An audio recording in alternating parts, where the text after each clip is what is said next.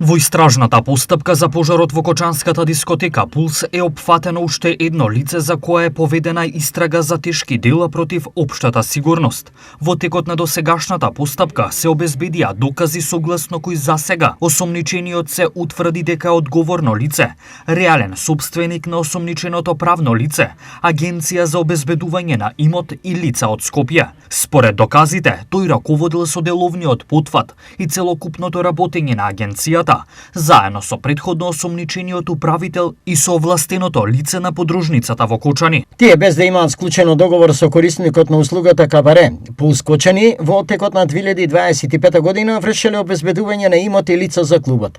Новиот осомничен во континуитет активно работел со планот и начинот за давање на услугата обезбедување преку правното лице.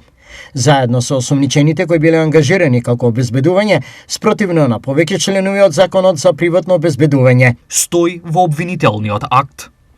Врз основа на судската наредба вчера беше извршен претрес на две локации во Скопје и во Пробиштип, како и во автомобилот на осомничениот, при што беше одземена обемна документација, поврзана со правното лице и електронски уреди.